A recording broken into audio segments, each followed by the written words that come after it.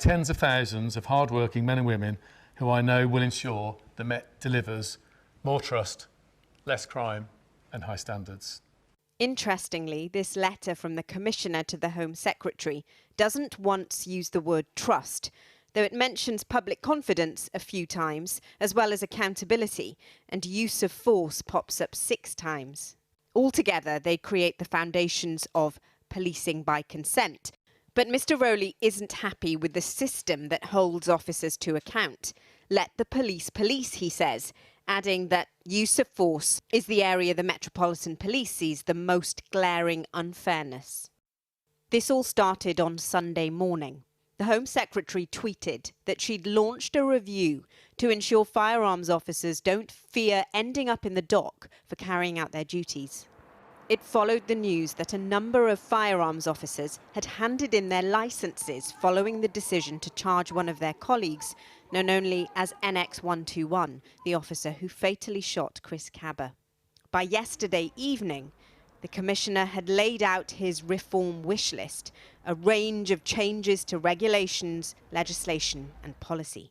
Why do you think Sir Mark Rowley has chosen this moment?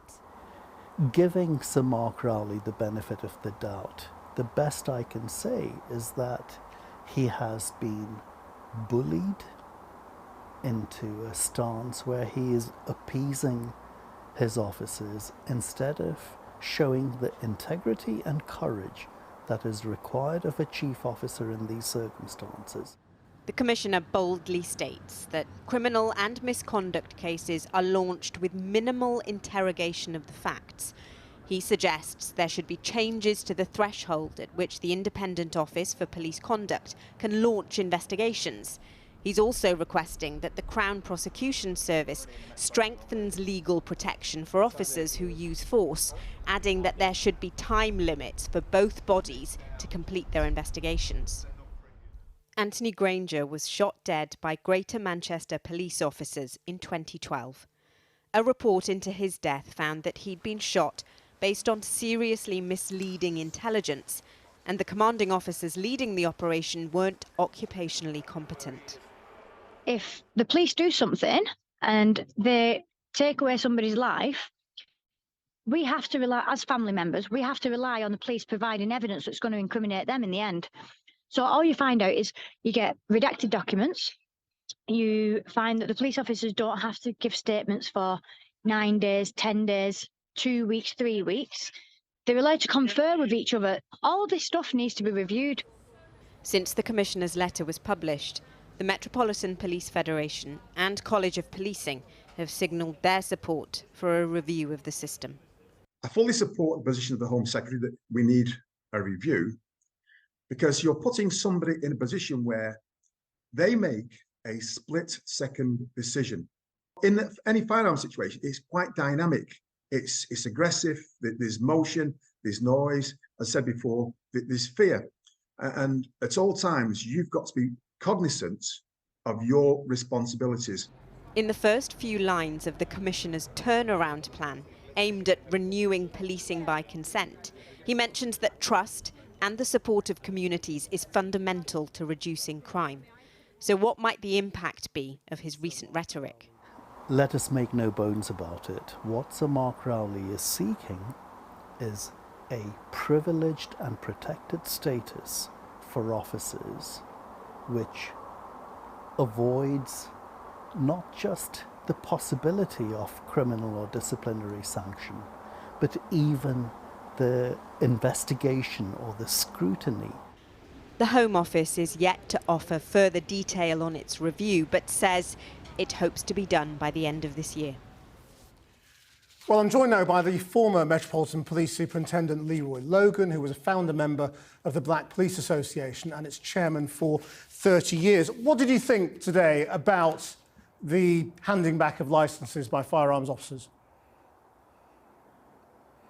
Well, I welcomed it, but I wish they hadn't taken that action in the first place, because it gave the perception that they don't like to be scrutinised in the way that most officers have to be scrutinised. Admittedly, firearms officers have an extra responsibility and they have more demands on them, because of the nature of the calls they go to. So I understand that it's going to be difficult for them, but it seemed quite petulant that they were taking this action in the first place. And obviously they had to climb down because really their voices were heard. They wanted to get the Home Secretary and the Commissioner to look at this issue and obviously speed up the process that the IOPC and the Crown Prosecution Service take to go through these things to lead to an action or not, as the case may be. Obviously, we mustn't talk about any specific case. But is it your understanding that firearms officers feel that they are being wrongly pursued? Well, I think they need to remind themselves when they got selected and trained, they're actually told that these things happen.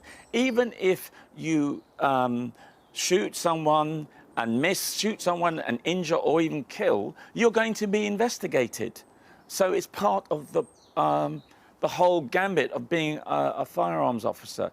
Because, you know, there's a lot, it's risk and rewards. There's a lot of kudos being a firearms officer within the police service. And there's risk in that you will be a lot more scrutinised. So some people want the glamour, but not the scrutiny. Right, and how do you think those communities who already feel unsure about trusting the police will have seen this particular reaction? I mean, you called it petulant. I would imagine there would be stronger reactions to that in some quarters.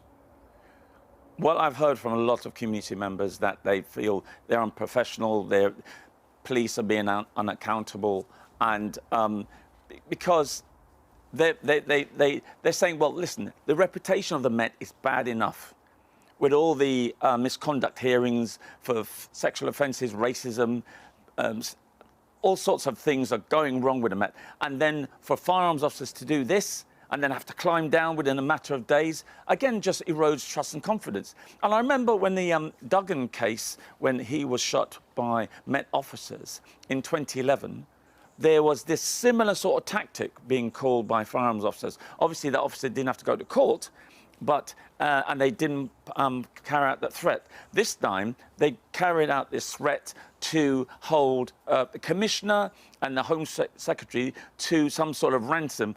We're going to leave the streets and key areas exposed that are likely to have terrorism or whatever. And you just can't do that. It comes across unprofessional. In a lot of ways, it can be a dereliction of duty, the way in which they just said, well, you know, we're going to buy into our colleagues' point of view. And it wasn't just Met officers, it was firearms officers from across London, from across the country. They don't know the details of the case, but they're buying into this, oh, we're backing up our colleague. And that, it just came across all wrong and erodes trust and confidence. Well, when it comes to backing up colleagues, the Commissioner, Mark Rowley, always has to walk this path between supporting his officers and holding them to account and holding them to a high standard. What do you make of his position today?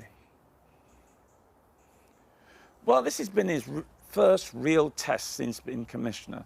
And I must admit, the way in which he's reacted to this gives the impression that the system's flawed.